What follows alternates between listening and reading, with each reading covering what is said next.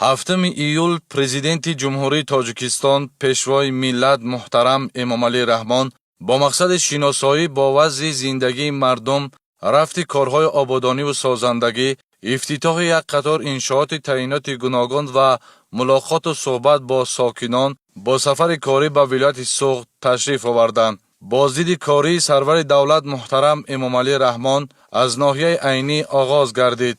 Нахуст корхонаи металлургии сурма дар назди ҷамъияти саҳомии пӯшидаи Talco Gold мавриди истифода қарор дода шуд. иттилоъ дода шуд, ки корхона бо технологияҳои муосири истеҳсолӣ муҷаҳҳаз буда, иқтидори солонаи он то 5000 тонна истеҳсоли металли сурмаро ташкил медиҳад.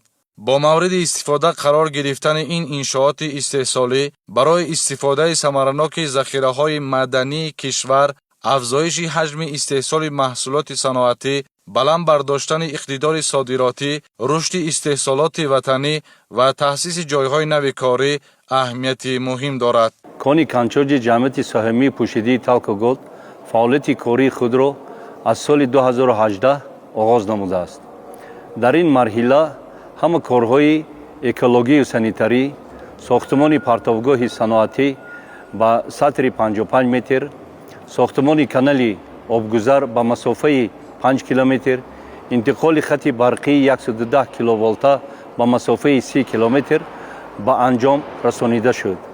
аз он ҷумла маҷмӯии ҳамаи корҳои кӯҳӣ, яъне корҳо ба тарзи зеризаминӣ дар кони Канчоҷ ва Шаҳкон, корҳо ба тарзи рӯизаминӣ дар кони Кушоди Чӯлбоӣ ва истеҳсоли консентрати сурмаю тилло дар фабрикаи маъданшӯӣ ба роҳ монда шудааст. хушбахтона имрӯз бо иштироки асосгузори сулҳу ваҳдати миллӣ, пешвои муаззами миллат, президенти ҷумҳурии Тоҷикистон муҳтарам Эмомалӣ Раҳмон боз ифтитоҳи як корхонаи металлургии гудозиши сурма ба ҳаҷми 5000 тонна дар як сол истеҳсоли металли сурмаи ниҳоӣ ба истифода дода шуд.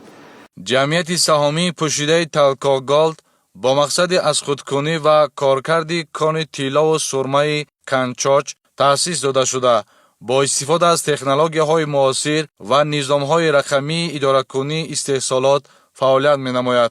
захираҳои кон беш аз 23 миллион тонна маъдан, наздик ба 50 тонна тилло ва зиёда аз 265 000 тонна сурмаро ташкил медиҳад ва он яке аз калонтарин конҳои минтақа ба шумор меравад. дар натиҷаи тадриҷан афзоиш ёфтани иқтидорҳои истеҳсолӣ, ҳаҷми истеҳсоли маҳсулоти корхона мунтазам боло рафта, барои солҳои 2026 истеҳсоли маҳсулот ба маблағи 1 миллиарду 539 миллион сомонӣ ба нақша гирифта шудааст.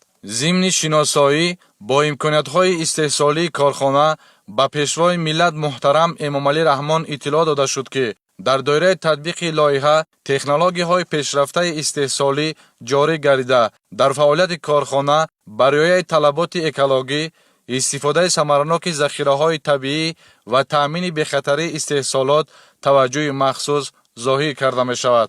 сарвари давлат муҳтарам Эмомалӣ Раҳмон ба сифати корҳои анҷомёфта баҳои баланд дода, таъкид намуданд, ки саноаткунонӣ бо суръати кишвар ҳамчун ҳадафи чоруми стратегии ҳукумати ҷумҳурии Тоҷикистон тавассути бунёди чунин корхонаҳои истеҳсолӣ, коркарди пурраи ашёи хоми ватанӣ, истеҳсоли маҳсулоти рақобатпазир, афзоиши иқтидори содиротӣ ва таъсиси ҷойҳои нави корӣ амалӣ мегардад.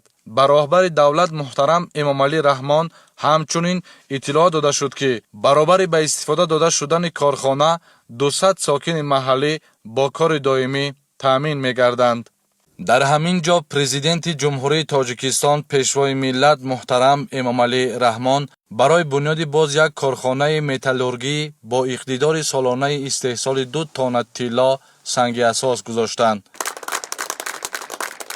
иттилоъ дода шуд, ки ин корхона то моҳи августи соли 2027 ба кор дароварда мешавад. сарвари давлат ҳамчунин дастур доданд, ки масофаи 32 километр аз шоҳроҳ то корхонаи сурмаи Talco Gold ва мавзеи сайёҳии Искандаркӯл то моҳи сентябри соли 2027 пурра мунфарш карда шавад.